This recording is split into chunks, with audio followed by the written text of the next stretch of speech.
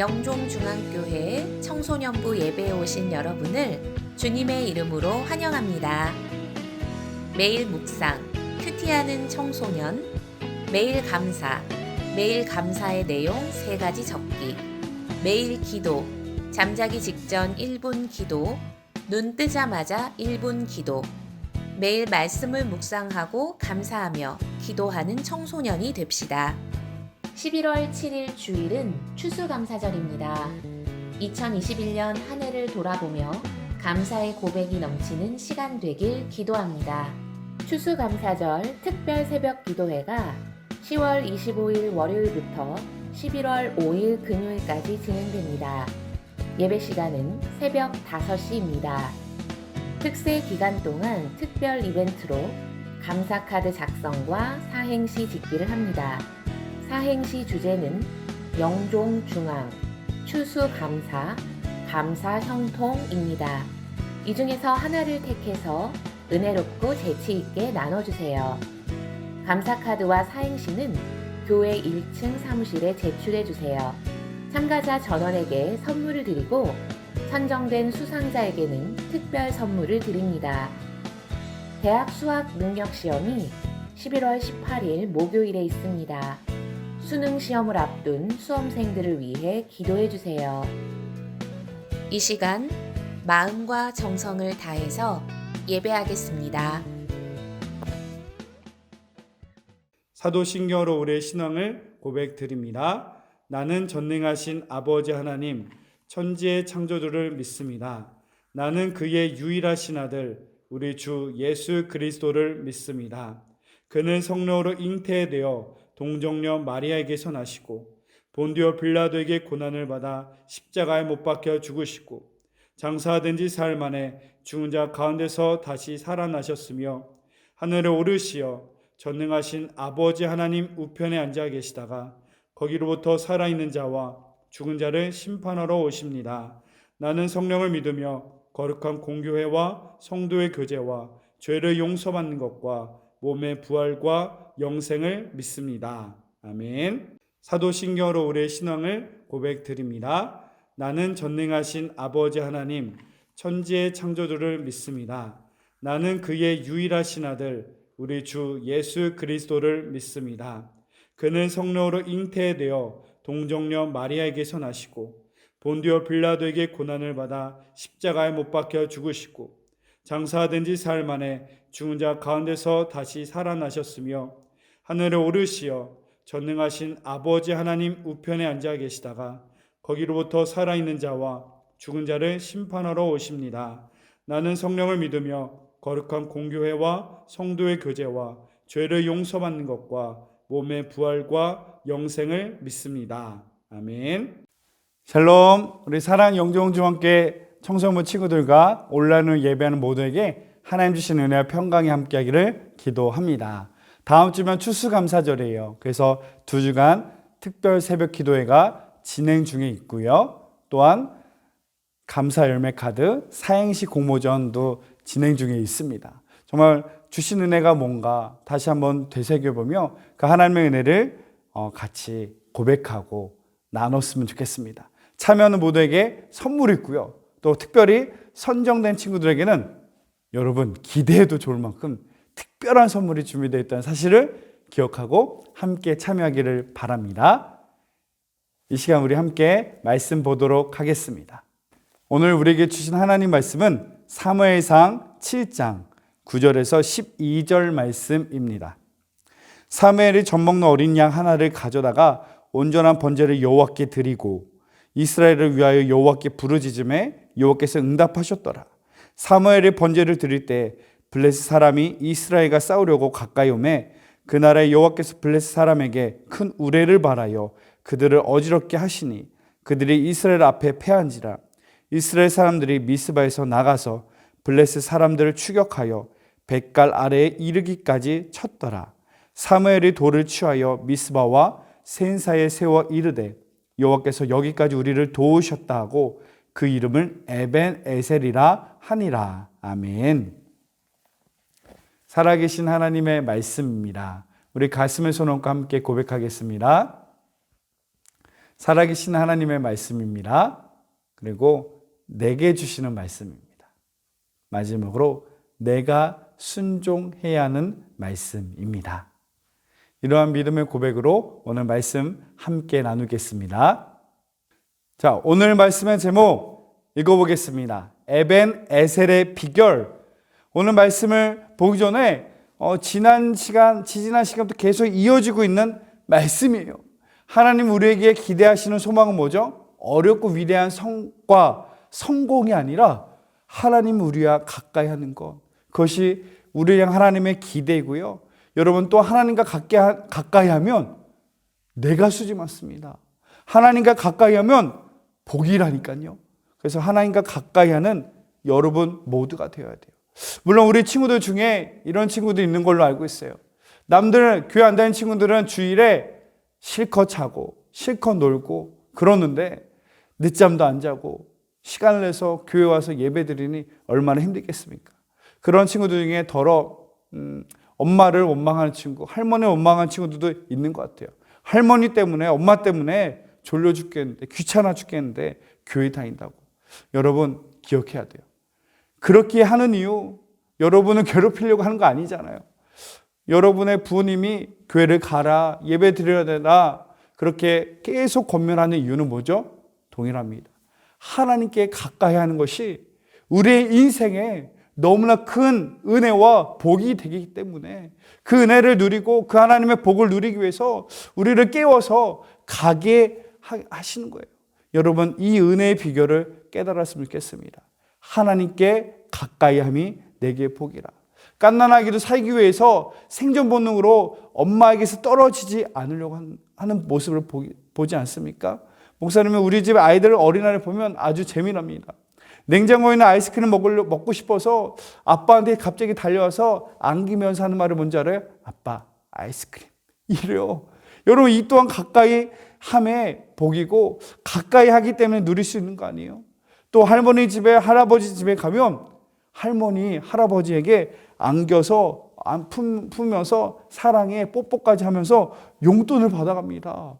여러분 가까이 하는 이유가 뭐죠? 가까이 하면 놀라운 은혜와 복을 누리기 때문이에요.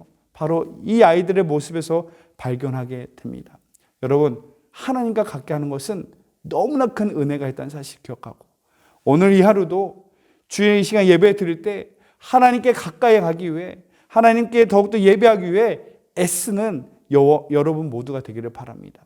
하나님과 가까이 한다는 의미는 무엇이겠어요? 물론 예배의 자리, 기도의 자리, 은혜의 자리를 어떻게든 지켜서 하나님을 예배하고 가까이 가려는 몸부림침 그것도 맞습니다. 그러나 그것은 시작이에요.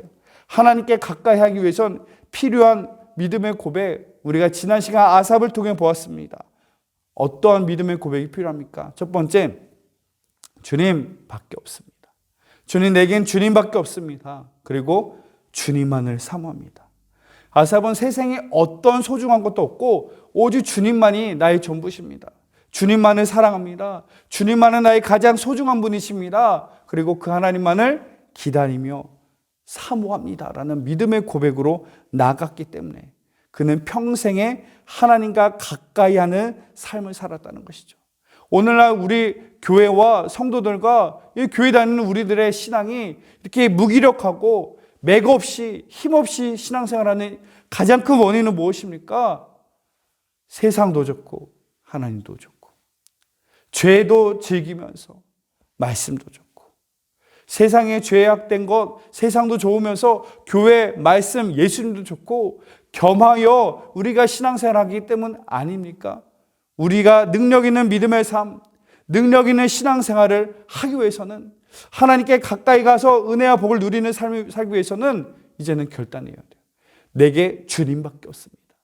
주님도 사랑합니다. 주님도 좋습니다. 주님도 믿습니다가 아니라 주님만 믿습니다. 주님만 사랑합니다. 이제 내가 주님만 따르겠다는 단호한 믿음의 결단이 우리 모두에게 있기를 주의 이름으로 축복합니다. 오늘 본문의 말씀에서도 내겐 주님밖에 없습니다. 주님 은혜 아니면 살 수 없습니다라는 이 간절한 사모함, 은혜에 대한 갈급함이 있었기 때문에 주시는 놀라운 은혜의 말씀이 오늘 본문의 말씀에 기록되어 있습니다. 결론으로 말하면 하나님의 도우심과 은혜를 이뤄서 에벤에셀이라고 고백하고 있어요. 12절에 여호와께서 여기까지 우리를 도우셨다. 아멘. 대체 무슨 일이 일어난지 한번 그 말씀의 배경을 한번 보아야 됩니다. 이스라엘과 블레셋의 관계, 이 대립적인 관계 이야기는 어제 오늘의 이야기가 아니라 정말 이루 말할 수 없을 만큼 수많은 시간과 오랜 사건을 통해서 이스라엘과 백성과 블레셋은 대립관계에 있습니다. 아브라함 때부터 우물 때문에 블레셋 사람과 분쟁했고요. 출애굽 당시에는 또 이 애굽을 탈출해서 가나안 가는 여정에도 블레셋과의 불편한 관계가 있었고요. 또 그 이후 사사 시대에도 우리가 잘 알고 있는 삼손, 바로 사사 시대도 이 블레셋과의 어려운 대립관계에 있었죠. 마치 우리나라가 일본과의 이 대립관계, 원수지간 같은 이런 상황이라고 보아도 될 겁니다. 우리나라가 일본과 왜 원수지간처럼 여기게 되는 이유가 뭐죠? 단순히 일제강점기 1910년도에서 45년, 35년 동안에 민족 수탈이 있었기 때문에 그 한 번의 사건 때문이 아니에요.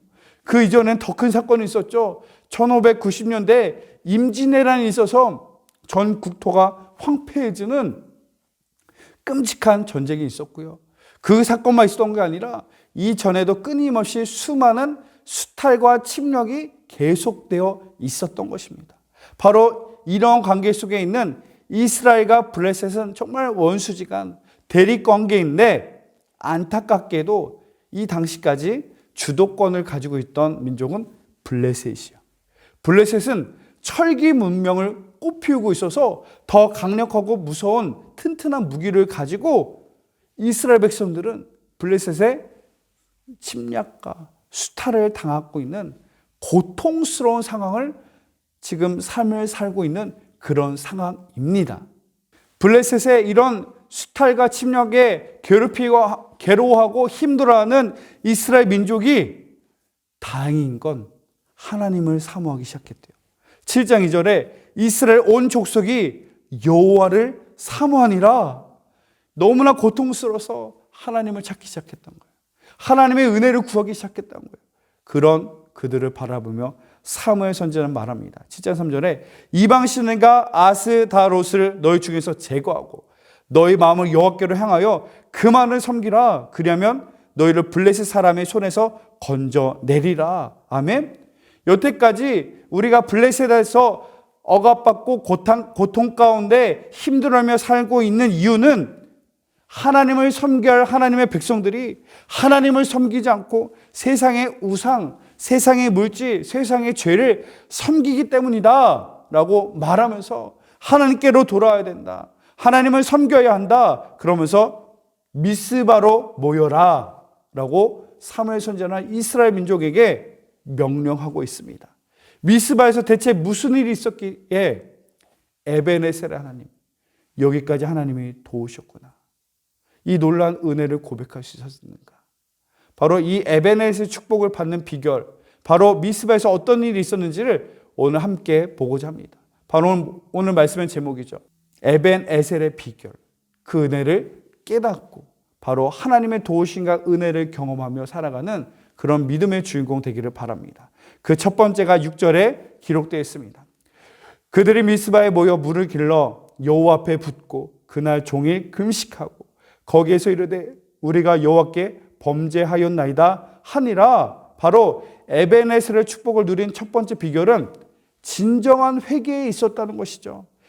미스바에 모여 물을 붓고 종일 금식하고 여호와께 범죄하였나이다 하니라. 하나님 앞에 철저히 진정한 회개를 의미하고 있습니다. 미스바는 해발 780m 고지대입니다. 그 높은 곳까지 물을 길러서 물을 흘려보냈다. 물을 흘려보낸다는 것은 우리의 더러워진 손과 몸을 닦듯이 더러워진 우리의 죄를 씻겨내겠다는 상징적인 의식을 말하는 거예요. 이렇게 하나님 앞에 회개를 하는데 어떻게 합니까? 종일 금식하고 어떤 음식물을 조금도 먹지 않았다는 거예요. 종일토록. 우리가 음식을 안 먹으면 어떻게 증상이 나타나죠? 처음엔 배고픕니다. 그러다 또 계속 음식물 안 먹으면 배고픔이 더하면 어떻게 되죠? 몸에 힘이 없어요. 바로 이들이 회개하며 금식하는 이유는 이제는 내 육체의 정욕과 육체의 욕심을 따라 내 육체의 만족을 따라 살아갔던 인생을 회개하며 내 육체의 정욕과 욕심을 죽이는 거예요. 하나님 앞에 철저히 낮아짐으로 하나님 앞에 용서를 구하는 거예요. 하나님께 돌아온 것을 구하는 거예요. 바로 이 철저히 하나님 앞에 회개하는 이 믿음의 고백이 있었기 때문에 하나님의 도우시는 은혜를 경험하고 체험하게 됩니다. 여러분, 하나님의 도우심과 은혜를 경험하기를 원한다면 여러분 회개해야 돼요. 하나님 앞에 회개하며 나가야 돼요. 회개는 무슨 의미냐? 하나님과 나 사이에 막힌 이 죄의 담을 무너뜨리는 것을 말합니다. 하나님과 나 사이에 막혀 있으면 하나님께 가까이 가는 것이 복이지만 하나님께 가까이 갈 수가 없어요. 또한 이 막힌 담 때문에 하나님 도우시는 은혜와 그 은혜와 축복이 내 안에 임할 수가 없어요. 바로 회개는 하나님과 나 사이에 막힌 이 죄의 담을 허무는 것, 하나님께로 돌아서는 것, 그것이 회개이다. 여러분, 오늘날 교회의 회복도 동일합니다. 종교 신뢰도 평가에서 우리가 너무나 잘 알고 있는 결과인데 좀 속상합니다.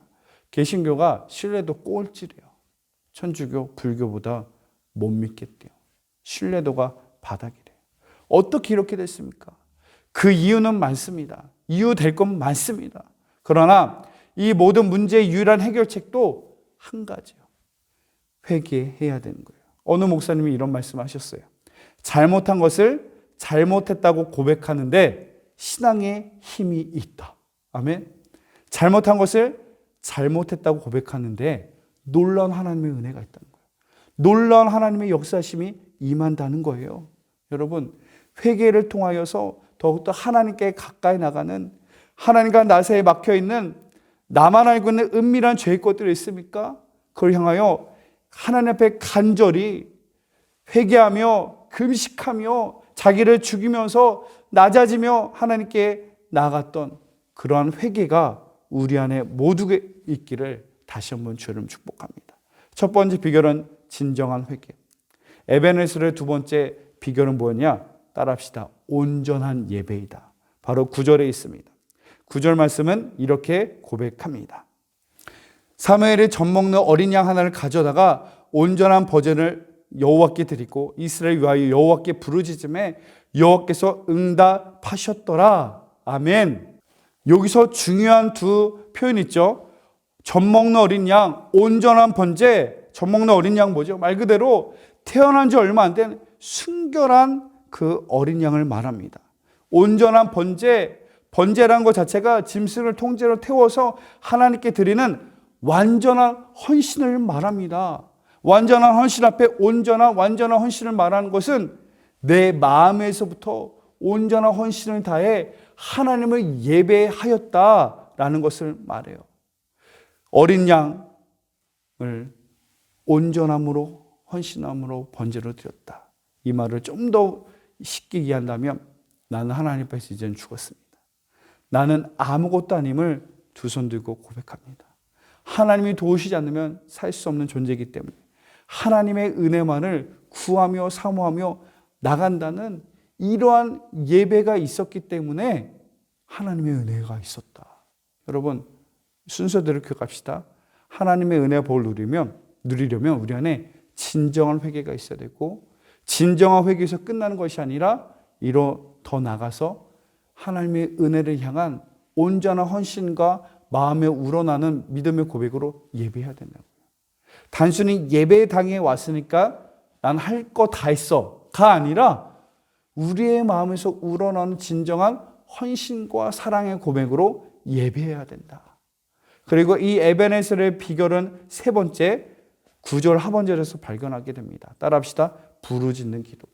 사무엘이 젖 먹는 어린 양 하나를 가져다가 온전한 번제를 여호와께 드리고 이스라엘을 위하여 여호와께 부르짖음에 여호와께서 응답하셨더라. 마지막에 말하죠. 여호와께 부르짖음에 여호와께서 응답하셨더라.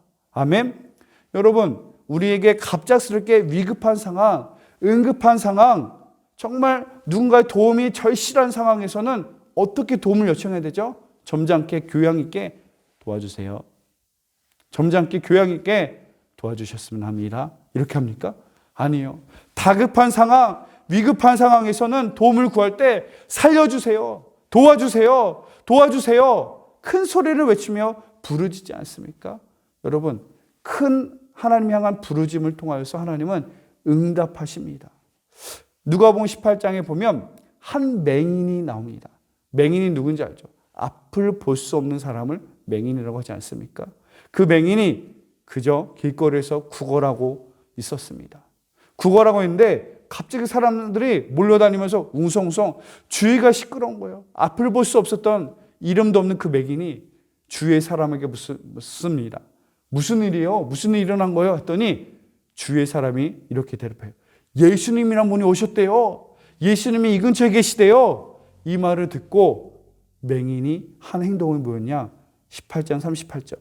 맹인이 외쳐 이르되 다윗의 자손 예수여 나를 불쌍히 여기소서 하고는 이어서 39절에 앞서가는 자들이 그를 꾸짖어 잠잠하라 하되 그가 더욱 크게 소리질러 다윗의 자손이여 나를 불쌍히 여기소서 하는지라. 맹인입니다. 예수님이 계시다는 소식을 들었어요. 근데 앞을 볼 수 없으니 예수님이 어디에 계신지 얼마만큼 떨어진 거리에 있는지 도저히 알 수 없습니다. 그래서 이 맹인이 할 수 있는 유일한 몸부림치는 뭐죠? 크게 부르짖는 거예요. 오늘 38절 39절 불쌍히 여기소서 다윗의 자손 예수님, 점잖게 예수님 한 게 아니라 간절히 예수님을 불렀던 거예요. 그리고 주위 사람들이 너무 크게 부르니까 좀 조용히 좀 해, 시끄러워, 이렇게 말을 했을 때 어떻게 했죠? 그는 더 크게 간절히 부르짖었다. 다윗의 자손 예수여 나를 불쌍히 여기소서. 이 맹인은 지금 인생에 한 번뿐인 기회를 놓치면 안 된다는 걸 알고 있어요. 내 인생 이렇게 구걸하며 바보같이 살아가는 인생 살기 위해서는 예수님의 은혜가 필요하다. 하나님의 은혜가 필요하기 때문에 점잖게 예수님을 부를 수 없었어요. 간절하게 예수님이 어디에 계신지 얼마큼 떨어지는 곳인지 알 수는 없지만 더더욱 하나님의 은혜를 사모하기 때문에 다윗의 자손 예수여 간절히 불렀던 것입니다. 간절히 크게 외치며 예수님을 찾고 부르짖었을 때 예수님이 그에게 주신 은혜가 무엇입니까? 42절에 예수께서 그에게 이르시되 보라 내 믿음이 너를 구원하였느니라 하시매. 여러분 부르짖는 자에게 하나님은 응답하세요. 부르짖는 자에게. 여러분 너무나 안타까운 거는 교회에 나와 예배하는 우리 친구들이 있는데 교회 안에서 찬양하고 기도하고 예배하는 것을 서로 부끄러워하는 것 같아요. 학교에서 예수 믿지 않는 주위의 환경에서 물론 기도하고 찬양하고 예배하는 것은 부끄러울 수도 있어요. 근데 교회 안에는 우리 함께 예배하는 곳이잖아요. 다 예수님 믿는 곳이잖아요.